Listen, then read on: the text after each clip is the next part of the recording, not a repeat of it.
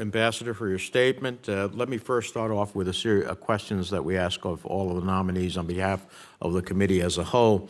They go to the responsiveness of nominees to the committee and to Congress. First, I'd have to ask you, just simply provide a yes or no answer. Do you agree to appear before this committee and make officials from your office available to the committee and designated staff when invited? Yes. Do you commit to keeping the committee fully and currently informed about the activities under your purview? Yes. Do you commit to engaging in meaningful consultation while policies are being developed, not just providing notification after the fact? Yes. And do you commit to promptly responding to requests for briefings and information requested by the committee and its designated staff? Yes. Okay. The nominee having answered yes to all those questions on behalf of the committee, so we'll start a series of 5-minute rounds. What do you see, and understanding you're not there now, but you have been there, and have also been able to see the department from the various vantage points of your career, as the most pressing and difficult questions facing the department, and how would you go about trying to tackle them? Yes, Senator, thank you. I've thought a lot about this question, and obviously having the experience of 3 years in India and seeing the department at work, I'm just extraordinarily proud of the department. But as this committee has pointed out, the world is changing rapidly. The challenges that are emerging from technology to renewed great power competition to climate change to transnational threats. And I think at the core of it, we have to have a department that is ready to meet the challenges of today and not yesterday. And so that is what the Secretary's modernization agenda is about. That is what is working with all of you to make sure we have the budget and resources we have to meet that need, make sure we get our risk tolerance right so we are actually out engaging with people around the world. But fundamentally, to answer your question, it is making sure we have the tools, the resources, and the training to meet the quintessential and current strategic challenges. The war in Ukraine, the competition with China, I could go on. But that's how I see this job, and that's how I see the challenge. So in that regard, the Secretary has created what he calls China House. We all, I think on a bipartisan basis, agree that China is the biggest geostrategic challenge for the United States now and in the future.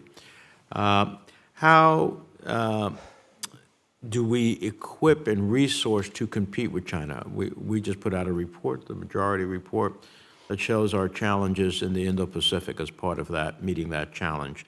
How do you plan to approach reorienting State Department personnel and resources to better set U.S. diplomacy up for strategic competition with China?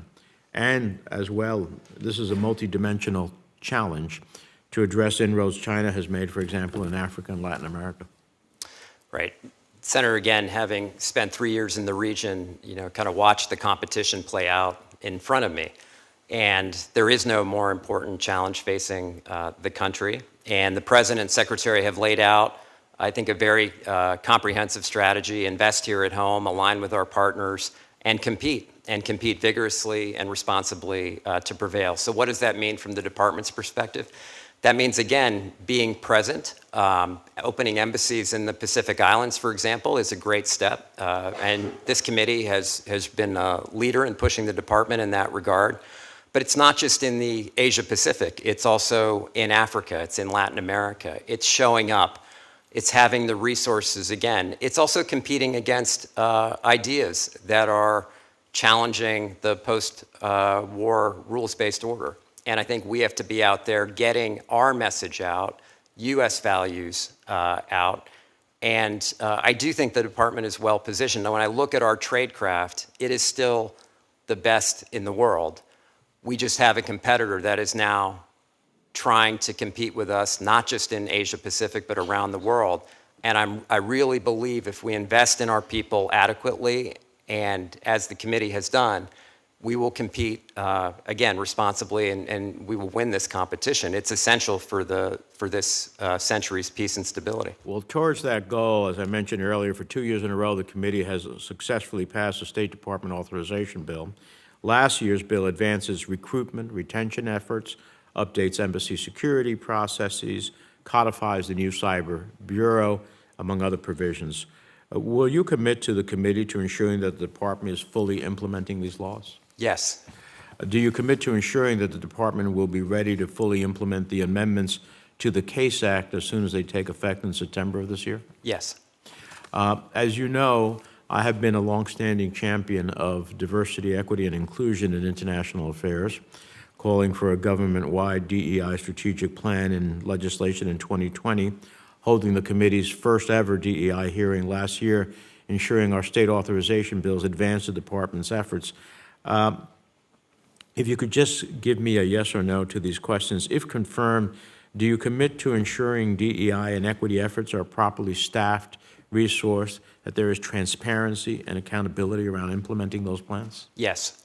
Do you commit to continuing diverse recruitment pipelines Congress has supported, including paid internships, the Charles Rangel, Thomas Pickering Fellowship Programs, the Colin Powell Leadership, Foreign Affairs, IT, and William D. Clark Diplomatic Security Fellowships? Yes.